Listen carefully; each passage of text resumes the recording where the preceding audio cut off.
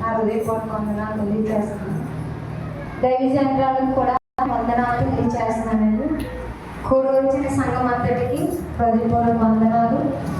నా తోటి సహోదరులకు అందరికీ వందనాలు ప్రభు పేరు తెలియజేస్తున్నానండి. నేను ఈ మాటలు చెప్పడం కొద్దండి, తప్పుగా ఎవరు భావించద్దు. ఇక్కడ చెప్పే వ్యక్తిని పర్సన్ మీరు చూడద్దండి. దేవుడే మనతో మాట్లాడుతున్నాడని హృదయపూర్వకముగా ఈ మాటను అంగీకరించాలి. శిలువలో పలికిన మొదటి మాట,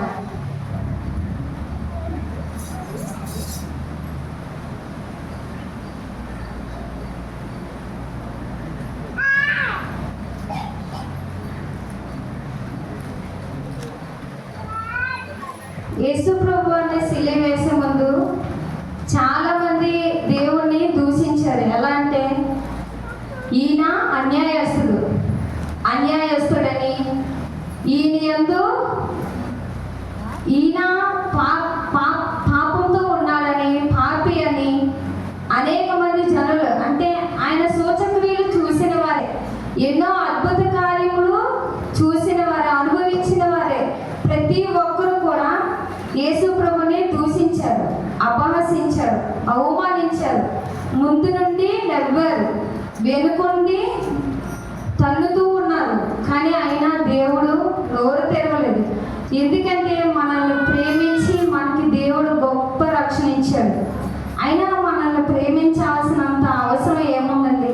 మనలో ఏ గొప్పతనం ఉంది? అయినా మనల్ని ప్రేమించడానికి మనం నీతిమంతులమా? కాదు. పరిశుద్ధులమా? కాదు. మనం ఏమైనా అద్భుత కార్యము చేశామా?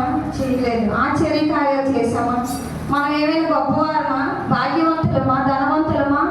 కాదు. అయినా దేవుడు మనల్ని ఎన్నుకున్నాడు. మన కోసం తన ప్రాణం పెట్టేంత ప్రేమ మనపై చూపించాడు. అయినా మనం ఒకటి ఆలోచించాలండి. అయినా మనలో ఏముందని? నాలో పరిశుద్ధత ఉందా? మనలో పరిశుద్ధత ఉందండి. ఉంటే అన్నవారు చేతులు ఎత్తండి. పాపం నాలో లేదు అన్నవారు చేతులు ఎత్తండి. అందరం పాపులమే, మీతో నాతో సహా.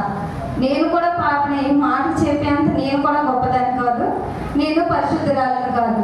అయినా దేవుడు మనల్ని ఎన్నుకున్నాడు, ఏరి కోరుకున్నాడండి. ఎలా అంటే తన కుమారులుగా ఏరు కోరుకున్నాడు. ఏరు కోరుకుని మనల్ని ప్రేమించి మన మీద పడవలసిన శిక్ష తనగా అనుభవించాడండి. మనం అవమానాలు పడాలి, మనం నిందలు పడాలి, మనం దూషించబడాలి, మన చేతులకు మేకులు వేయబడాలి, మన కాళ్ళకు మేకులు వేయబడాలి, మన కళ్ళతో చేసే పాపాలకు, మన తలంపులతో చేసే పాపాలకు మనం పెట్టించుకోవాలండి ముళ్ళ కిరీటం. అయినా ఇవన్నిటి నా పిల్లలు, నా కుమారులు ఇవి అనుభవించకూడదు.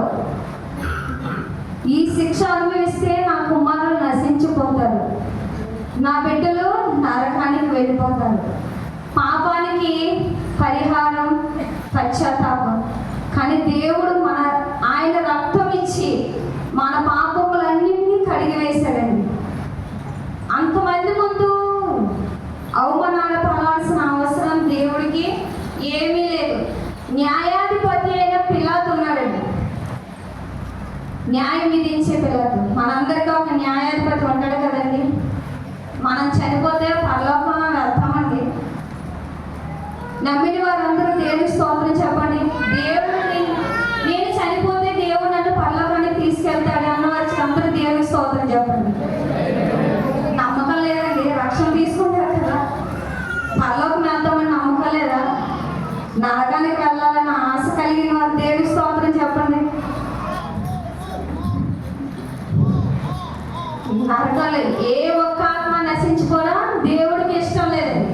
ప్రతి ఒక్క ఆత్మ పరలోక రాజ్యం చేరాలి.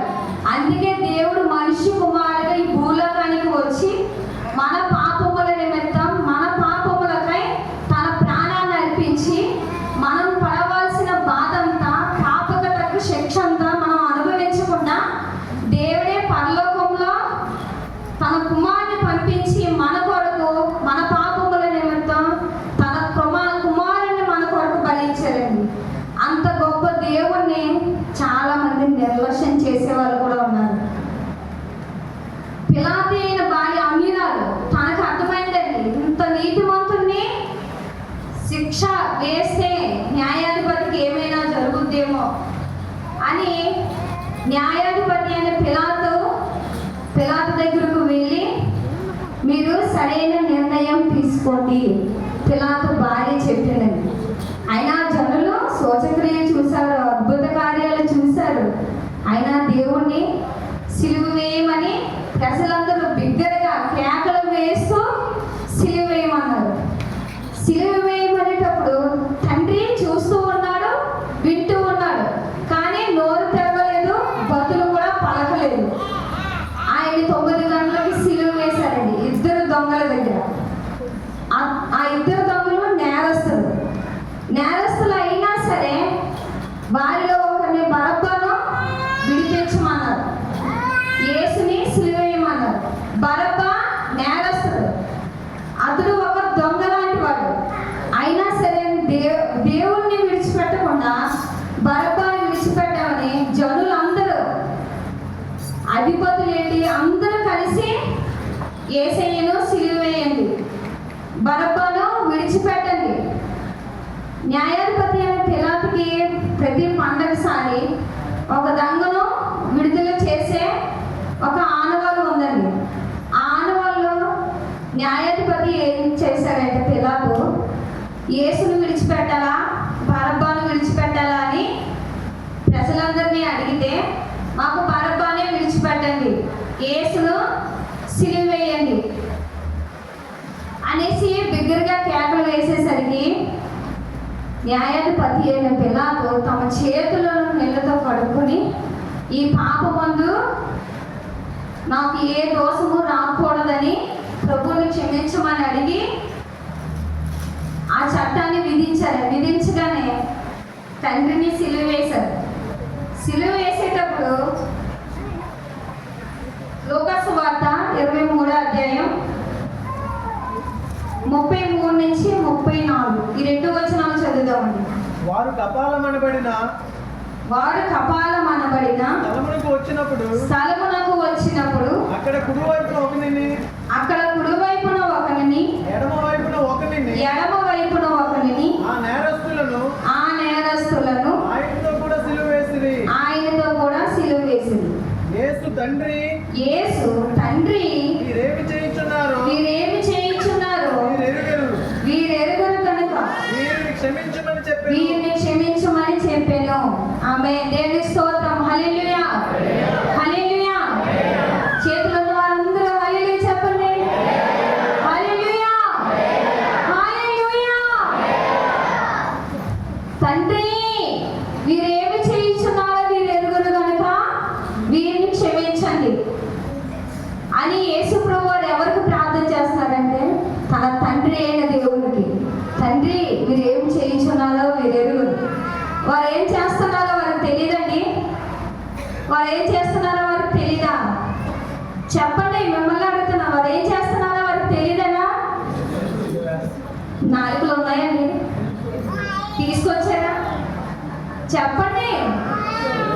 వారు ఏం చేస్తున్నారో వారికి తెలుసు. కానీ మన మధ్య ఉంటూ యేసయ్య 33.5 సంవత్సరాలు జనుల మధ్య బ్రతికి అద్భుత కార్యములు, సూచక కార్యాలు చేశారండి. యేసు ప్రభు వారు ఏం చేశారో ప్రతి ఒక్క విషయం ప్రతి ఒక్కరికి తెలుసు. అన్యజనులకేమి, క్రైస్తవులకేమి, విశ్వాసులకేమి, అపనమ్మకముతో ఉన్నవారికేమి, ప్రతి ఒక్కరికి నిజమైన దేవుడు ఎవరో తెలుసు. యేసు ప్రభు వారు ఎవరో తెలుసు. క్రీస్తు అనబడిన ఈ యేసును సిలువ వేయమని జనులందరూ నోటి మాటతో పలకగానే పిలాతు సిలువ వేయమని చెప్పాడు. అయినా ఎంత అద్భుత